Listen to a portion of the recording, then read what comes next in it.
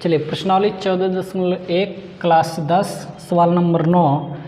चलिए देखते हैं, इसमें कह रहा है कि निम्नलिखित सारणी 35 नगरों की साक्षरता दर प्रतिशत में दर्शाती है, माध्य साक्षरता दर ज्ञात कीजिए। इसके नीचे सारणी दिया हुआ है जो मैं यहाँ पे बना दिया हूँ। साक्षरता दर परसेंटेज में दिया है, नागरिकों की संख्या दे दी है।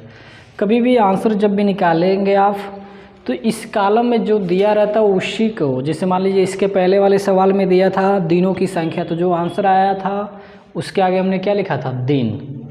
उसके पहले वाले सवाल में था SO2 की सांद्रता, उसके आंसर के साथ मैंने ppm लिखा था, यानी वो SO2 की सांद्रता को दर्शा रहा था। तो यहाँ पे क्या है, साक्षरता दर, यानी जो आंसर आएगा उसको हम किस में दर्शाएंगे, परसेंटेज में। ठीक है, चलिए देखते हैं। तो 35 नगरों की साक्षरता, चलिए देखते हैं यहाँ पे। तो ये दोनों कॉलम आपकी बुक में प्रश्न में दिया हुआ है। XI मैंने अपने तरफ से बनाया, इसको FI मैं मान ले रहा हूँ। FI XI इन दोनों अंकों का गुणा करेंगे तो एक कॉलम तैयार हो जाएगा। FI XI से इसको डिनोट करते हैं। अब यहाँ पे देखेंगे XI का मान निकालने का सबसे बेस्ट तरीका क्या है, इन दोनों अंकों को जोड़ेंगे, आधा करके यहाँ पे लिख देंगे। जैसे 55 में 45 से, यहाँ पे थोड़ा मिस्टेकिंग हो गया था, 45 होगा, 55 में 45 जोड़ेंगे, जोड़ने पे 100 होगा, उसका आधा कर देंगे तो यहाँ पे 50 आ जाएगा। ठीक है, यहाँ पे 65 में 55 को जोड़ेंगे तो जोड़ने पे 120 होगा, आधा करेंगे तो 60 हो जाएगा। 50 में कितना जोड़े हैं तो 60 होगा, 10, अब 10 इसमें जोड़ेंगे तो 70, फिर 10 जोड़ेंगे 80, फिर 10 जोड़ेंगे 90। यहाँ तक किसी को कोई दिक्कत? ठीक, यदि आपको ज़्यादा दिक्कत है तो इन दोनों को जोड़ भी सकते हैं। इसको जोड़ेंगे तो 90 यानी 180, आधा करेंगे तो 90 हो जाएगा। ठीक है, अब चलिए देखते हैं, इसको भी जोड़ लेते हैं यहीं पे। तो उसने कहा 35 है ना, 35 नगरों के, तो यानी इनको जोड़ने की ज़रूरत नहीं, आप डायरेक्ट 35 लिख सकते हैं क्योंकि दिया है 35 नगर। यदि आपको जोड़ना भी तब भी जोड़ लीजिए। 3 10 13, 13 में 11 को जोड़ेंगे तो 13 1 14 10 24, 24 और 8 आपका हो जाएगा 32, 32 में 3 जोड़ेंगे 35। अब चलिए देखते हैं FI इंटू XI का मान कैसे निकालेंगे। तो इसका गुणा इसमें करेंगे तो 3 5 15, 1 0 तो 8 0 यानी 150 हो जाएगा। 10 का गुणा 60 में करेंगे 600 हो जाएगा। 70 का गुणा 11 में करेंगे तो 11 7 77 और 8 0 बढ़ा देंगे।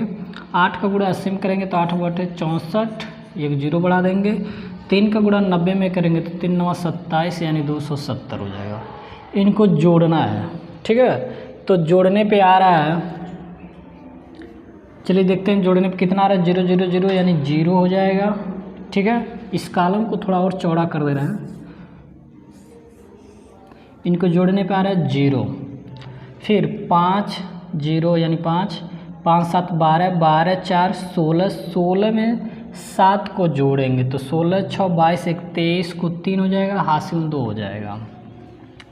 2 और ये हासिल भी 2 जोड़ देंगे, 4, 4 में 6 को जोड़ेंगे 10, 10 7 17, 17 में 6 को जोड़ेंगे तो 23 और 23 में 1 जोड़ेंगे 24, हासिल तो पहले ही जोड़ दिए थे, यानी 24 30 हो जाएगा आपका। ठीक है, अब आते हैं माध्य निकालने के लिए। तो बाबू पहले फार्मूला मैंने बतलाया था, माध्य इक्वल टू होता है सिग्मा FI इंटू XI अपान सिग्मा FI, ये फार्मूला होता है, इसी पे मान रखेंगे तो हो जाएगा माध्य equal to sigma FI XI का मान दिया 2430 और सिग्मा FI का मान दिया है 35, तो बट्टे 35 कर देंगे। ठीक है, अब इसमें इससे भाग दे देंगे, चाहे काट देंगे, तो आएगा काटने पर आ रहा है 69.4 4 2 18 है, 2 8। ठीक है, या